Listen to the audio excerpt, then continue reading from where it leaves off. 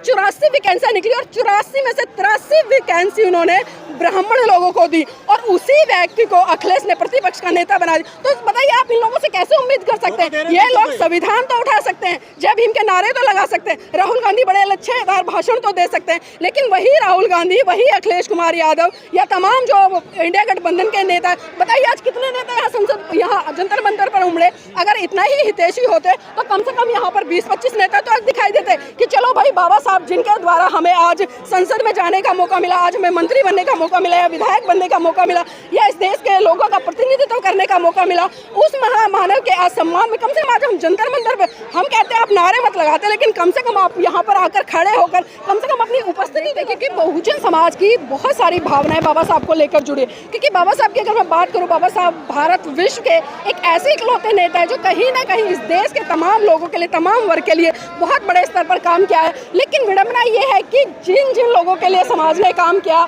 या बाबा साहब ने काम किया, आज हम देख रहे हैं कि यहाँ पर लाखों की संख्या में तो खैर लोग नहीं है, हजारों की संख्या में लोग उमड़े, लेकिन जो मेरा एक आकलन था, क्योंकि बाबा साहब ने पूरे भारत देश के लिए काम किया, मेरी उम्मीद थी कि आज सर्व समाज के लोग यहाँ पर उपस्थित होंगे, क्योंकि बाबा साहब को पर्टिकुलर कहीं ना कहीं हमारे ही अपने लोग एक विशेष जाति से जोड़कर देखते हैं और विशेष जाति में बांट देते हैं, उनके कद को, उनकी पद प्रतिष्ठा को बहुत कम कर देते हैं। तो आज ये कहीं ना कहीं हमारे लिए भी एक दुख का विषय है कि जिस परम पूज्य बाबा साहब ने इस भारत देश की तमाम महिलाओं के लिए, तमाम लोगों के लिए संविधान के तहत तमाम हक अधिकार दिए, लेकिन वो लोग अधिकार तो ले रहे हैं सारे संविधान के तहत, लेकिन जब परम पूज्य बाबा साहब के मान सम्मान या पद प्रतिष्ठा, उनके कृतज्ञता व्यक्त करने की बारी आती है तो वहाँ पर लोग दिखाई नहीं देते। और उसका जीता जागता कारण आज आपने देखा, अगर आज के आंदोलन की मैं एक तरह से समीक्षा करूँ तो आज यहाँ पर मैंने तमाम लोगों से बात करी और एक चीज़ यहाँ पर बहुत बड़े स्तर पर निकल कर आई, यहाँ पर जो जाटव और एक चमार कम्युनिटी है, इसके बहुत ज़्यादा लोग मुझे संख्या में दिखाई दिए और अन्य ज़्यादा मुझे यहाँ पर ना तो ओबीसी वर्ग के लोग यहाँ पर ज़्यादा दिखाई दिए, ना माइनॉरिटी के लोग ज़्यादा दिखाई दिए, या जो बहुजन समाज में अन्य जाति आती है, तो सभी लोग ले रहे हैं। वो मैं वही बात कह रही हूँ ना कि जब आंदोलन करना होता है, लाठियाँ खानी होती है, गोलियाँ खानी होती है, तो पर्टिकुलर एक या दो समाज दिखाई देते हैं, लेकिन जब मलाई खाने की बारी आती है तो चाहे उसमें ओबीसी समाज हो या माइनॉरिटी समाज हो या एससी में तमाम जातियाँ आने वाली है, वो कोई भी ऐसे आंदोलनों में दिखाई नहीं देते। तो ये विडंबना है कि लोग उनका फायदा तो उठा रहे हैं, लेकिन जब उनके प्रति एक बलिदान देने की बात है, कृतज्ञता व्यक्त करने की बात आता है, वहाँ पर लोग नाराज नजर आते हैं। लेकिन मोदी सरकार ने प्रतिमा हटाई है, थोड़ी दूर लगा दी है, क्या दिक्कत है उससे? देखिए दिक्कत वाली बात यह है, आप सबको पता है कि जो प्रतिमा वहाँ पर लगी थी पुरानी संसद भवन में, वो कोई एक दिन के संघर्ष की देन नहीं है, बल्कि उसको लगवाने के लिए वीपी मौर्य जी के संघर्ष में 1964 में कम से कम लगातार 3-4 साल तक आंदोलन रहा। और आंदोलन छोटा मोटा आंदोलन नहीं था, बल्कि इतना बड़ा आंदोलन था कि हजारों की संख्या में लोग जेल गए। ऐसी महिलाएं थी जिनके जो गर्भवती हुई उस समय में और जेल के अंदर ही बच्चे पैदा हुए। तो वो आंदोलन कोई छोटा मोटा नहीं था, वो संघर्ष छोटा मोटा नहीं था। जिस संघर्ष के तहत वीपी मौर्य जी के नेतृत्व में वो मूर्ति लगी थी, तो लोगों की कहीं ना कहीं एक भावनाएं जुड़ी है, एक आस्था है लोगों की कि बाबा साहब की उस मूर्ति को हर साल 14 अप्रैल पे लाखों लोग नमन करने आते थे, उनको पुष्पांजलि देने आते थे।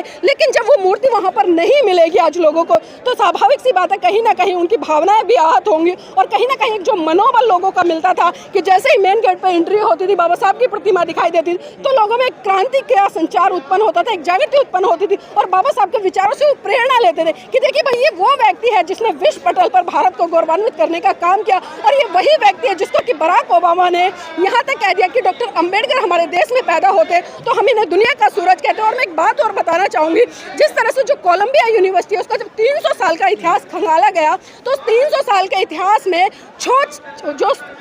100 छात्रों को निकाला गया, 100 छात्र ऐसे मिले जिसमें 20-25 छात्र ऐसे रहे जो किसी न किसी देश के राष्ट्रपति या प्रधानमंत्री बने, 20-25 लोग ऐसे रहे जो बहुत बड़े पूंजीपति घरानों से आए, जो व्यापार के क्षेत्र में बहुत बड़ा नाम किया, बहुत लोग ऐसे रहे जो विश्व बुद्धिजीवी तरह से एक तरह से राइटर बने। और उन 100 लोगों में से पहले स्थान पर अगर किसी का नाम आया और पहले स्थान पर जिसको उपाधि दी गई वो परम पूज्य बाबा साहब को दी गई, तो ये भारत के लोगों के लिए गर्व की बात होनी चाहिए। और जो सत्ताधारी लोग हैं, जिस तरह से आपने बात की कि मोदी सरकार है या मनुवादी लोग हैं जिन्होंने बाबा साहब की मूर्ति वहाँ से हटा दी और दूसरी जगह लग रही है, तो दिक्कत क्या है? दिक्कत बहुत बड़ी है ओम जी। ये पहली बार नहीं है कि बाबा साहब के सिद्धांतों के साथ में, उनकी मूर्ति के साथ में खिलवाड़ किया है। आप इतिहास उठाकर देखिए कि भारत देश में सबसे ज्यादा बाबा साहब की मूर्तियां लगी और सबसे ज्यादा जो प्रहार किया जाता है वो बाबा साहब की मूर्ति पे किया जाता है। लोग आज इतने उद्दंड हो गए हैं कि दिन की तो बात छोड़िए, रात के अंधेरों में जा जाकर बाबा साहब की मूर्तियां तोड़ रहे हैं, उन्हें जरा सा भी भय नहीं है। ये प्रतिमा भी रात में हटाई गई थी। हाँ बिल्कुल, रात में हटाई गई थी। अगर वो इतने ही ईमानदार थे या कोई ऐसा प्रोसेस है जो कह रहे कि भाई सौंदर्यकरण, क्या सौंदर्यकरण बाबा साहब की मूर्ति से बढ़कर है सौंदर्यकरण? अरे आप देखिए ना उस विश्व विजेता को जिसने कि भारत को एक ऐसा धर्म दिया जो पूरे भारत को विश्व में गौरवान्वित करता है। और परम पूज्य बाबा साहब की अगर मैं बात करूं, 1956 में जिस तरह से परम पूज्य बाबा साहब ने हिंदू धर्म को लात मारकर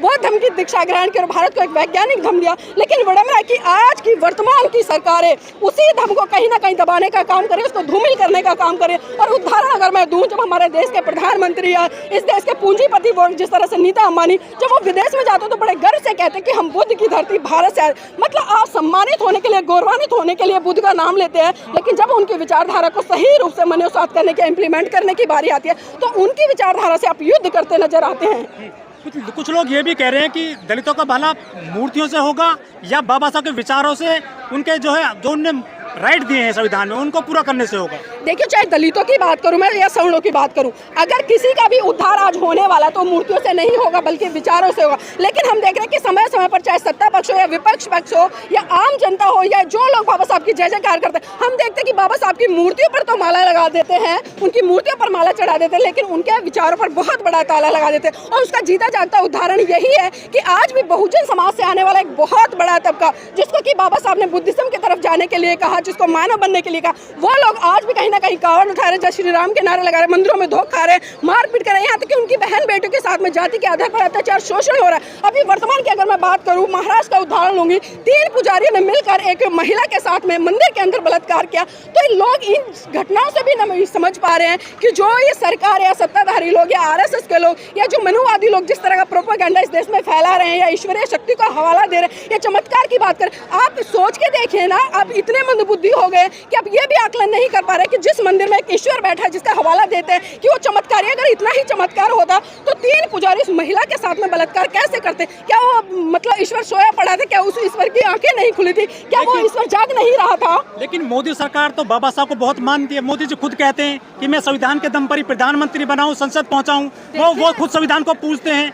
मैं कहती हूँ संसद पे मत्था रख के चूमना अलग बात है, संविधान उठाकर दिखाना कि हम संविधान की रक्षा करते हैं अलग बात है, बाबा साहब के प्रति बड़े बड़े भाषण दे देना अलग बात है। अगर मोदी जी सच में ही बाबा साहब को मानते हैं, बाबा साहब का सम्मान करते हैं, तो मैं कहती हूँ सबसे पहले मोदी को इस भारत में जो हिंदू राष्ट्र का राग या लाभ रहे ना, सबसे पहले ये राग लाभ देना बंद कर देना चाहिए। और जो ये बात बात पे कहते हैं ना कि हम भारत को हिंदू राष्ट्र बनाएंगे और भारत को हिंदू राष्ट्र बनाएंगे तो सबका भला होगा, मैं कहती हूँ इस देश में अगर आपको कोई भी धर्म फैलाना है तो वो बुद्धिज्म है। अगर बुद्धिज्म के अलावा मैं कहती हूँ इस भारत देश का कोई भी धर्म भला नहीं कर सकता, क्योंकि बुद्धिज्म ही एक ऐसा है जो करुणा, मैत्री, भाईचारे का संदेश देते हुए आपको एक सूत्र में पिरोकर एक साथ चलने के लिए प्रेरित करता है और मानव को मानव होने पर गौरवान्वित करने का एक साहस पैदा करता है। बाबा साहब की प्रतिमा हटा दी गई, लेकिन 131 दलित सांसद हैं, 4000 विधायक है पूरे देश की विधानसभाओं में, कोई नजर नहीं आ रहा है यहाँ पे। देखिए, आप उनको ना तो विधायक कहिए ना सांसद कहिए, वो एक तरह से मैं कहूंगी कि कुत्ते हैं। जब जब हड्डी हिलती है दुम हिलाते हैं और जब जब हड्डी हटा ली जाती है तो बिलबिलाते हैं। उदाहरण के तौर पर मैं बात करूं,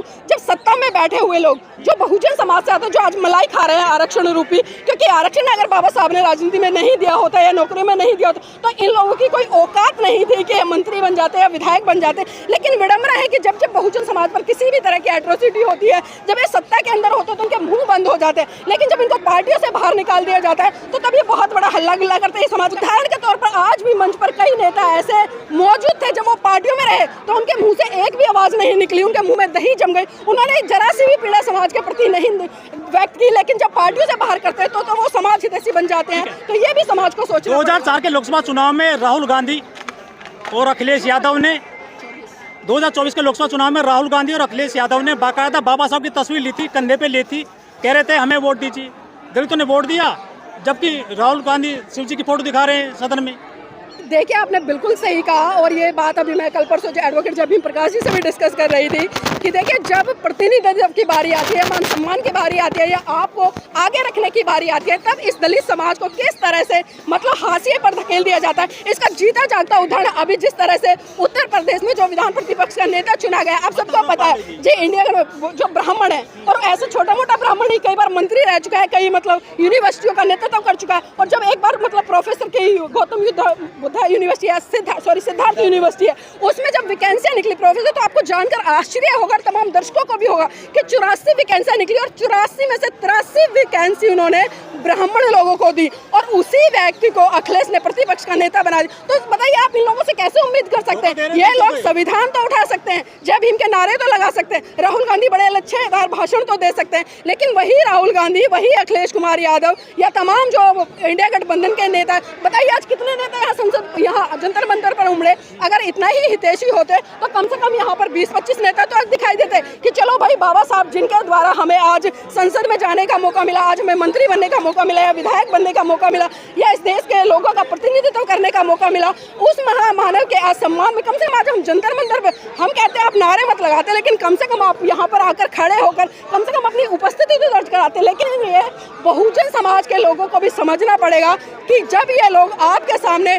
जाटव के आधार पर, यादव के आधार पर, चमार के आधार पर, वाल्मीकि के आधार पर या जो जिस तरह से पिछड़ा दलित ओबीसी के आधार पर वोट मांगने आते हैं, तो तब आप इनका कॉलर पकड़कर पूछे कि पिछले 5 साल का आप पूरा हमें खाका गिनाइए, पूरा साचा दीजिए कि आपने 5 साल के लिए हमारे लिए क्या क्या काम किया। लेकिन समाज भी कहीं ना कहीं बड़ा भोला है, और भोला क्या है, क्योंकि चुनाव के समय जैसे जैसे चुनाव चाहे तो वो नोटों में बिकता है या जातियों में बिक जाता है। तमाम ऐसे हमने बहुजन नेता देखे, तमाम ऐसे प्रोफेसर्स भी देखे, मैं बिल्कुल स्पष्ट कह रही हूँ, जो कि चुनाव से पहले बड़ी बड़ी बातें कर रहे थे, मिशन मूवमेंट को जगाने की बात कर रहे थे, लेकिन जब चुनाव आए तो हमने उन्हीं प्रोफेसर, उन्हीं नेताओं को देखा पर्टिकुलर एक विशेष जाति के लिए वो वोट मांगते नजर आए। तो कहाँ है लोकतंत्र और कहाँ है अम्बेडकरवाद? क्योंकि अम्बेडकरवाद कभी भी ये नहीं कहता कि पर्टिकुलर आप एक जात में बढ़कर एक जात के लोगों के लिए वोट मांगो। अगर आप सही में नेता हो या सही में समाज का चिंतन करने वाले हो या समाज के हितैषी हो, तो आपको सबको साथ लेकर समान रूप से निष्पक्षता के साथ में आगे बढ़ना पड़ेगा। अन्यथा तो फिर वही बात है, जिस तरह से सरकारें करें कि फूट डालो राज करो, वो लगातार इसी तरह से होता रहेगा। Thank you.